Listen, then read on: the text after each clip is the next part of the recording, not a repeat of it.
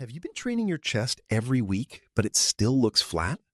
Maybe you've been adding more weight, doing more sets, and spending hours in the gym, yet your chest refuses to grow. The truth is, muscle growth isn't just about working harder, it's about training smarter. Today, I'll show you the biggest chest workout mistakes that are silently limiting your progress. These are mistakes made by beginners and even experienced lifters. By fixing just a few of them, you can start building a stronger, fuller, and more defined chest. Intro. Before we talk about exercises, let's understand how the chest actually works. The pectoralis major is the largest muscle of the chest. It consists of upper, middle, and lower fibers that work together during pressing and fly movements. While you can't completely isolate one specific region, adjusting the angle of an exercise changes which fibers receive the greatest emphasis. Understanding this concept is the foundation of an effective chest workout and helps you choose exercises more intelligently. Mistake number 1, chasing heavy weight instead of muscle tension. One of the biggest mistakes in the gym is ego lifting. Many people believe that lifting the heaviest weight possible will automatically build a bigger chest.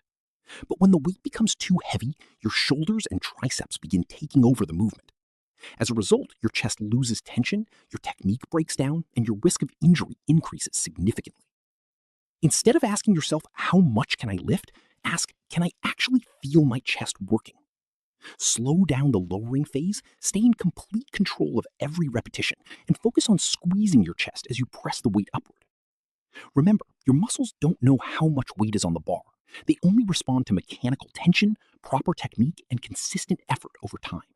Mistake number 2, using a short range of motion. Another common mistake is performing half repetitions. Many lifters lower the bar only halfway before pressing it back up. This limits the stretch placed on the chest muscles and reduces the overall training stimulus. A full range of motion allows the muscle fibers to lengthen under control before producing force. Research consistently shows that training through a complete range of motion can improve muscle growth compared to partial repetitions for most lifters. Lower the weight slowly, feel the stretch across your chest, pause briefly if needed, and then press the weight back up with control. Avoid bouncing the bar off your chest or using momentum to complete the lift. Every repetition should be smooth, controlled, and intentional.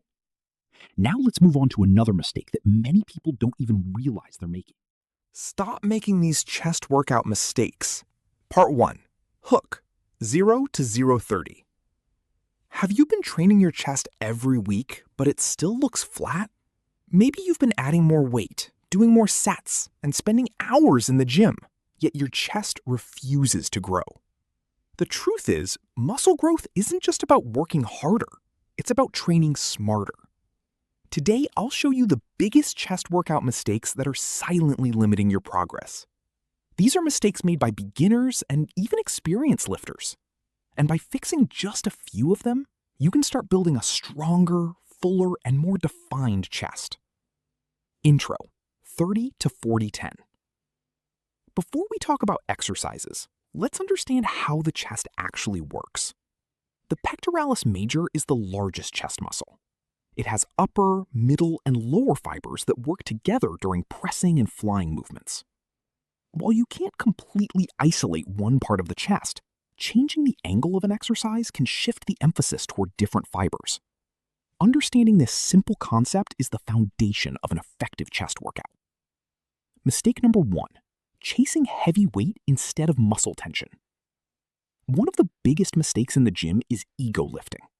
Many people believe that lifting the heaviest weight possible will automatically build a bigger chest.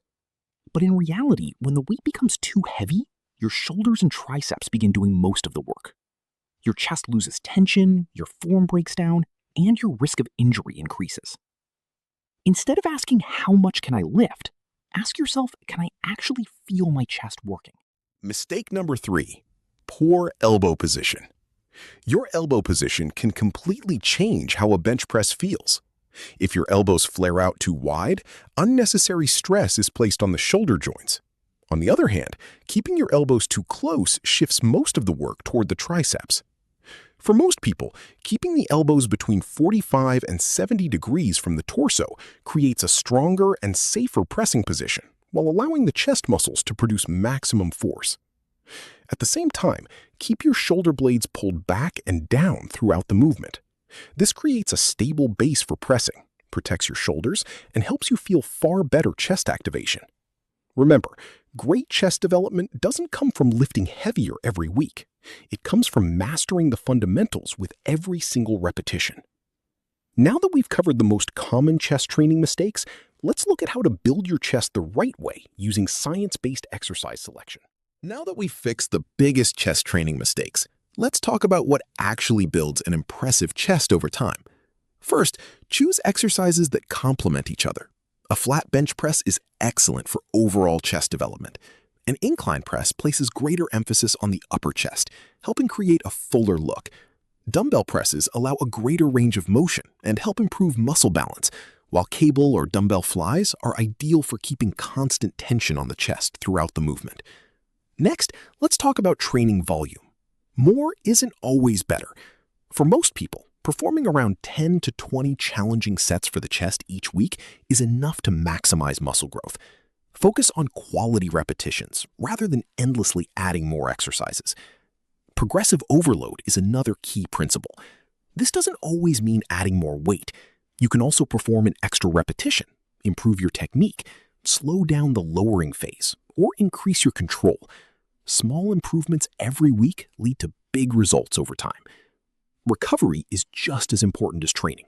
Your muscles don't grow while you're lifting weights. They grow while you're resting. Aim for 7 to 9 hours of quality sleep each night. Eat enough protein to support muscle repair, and allow your body enough time to recover before training the same muscle group again.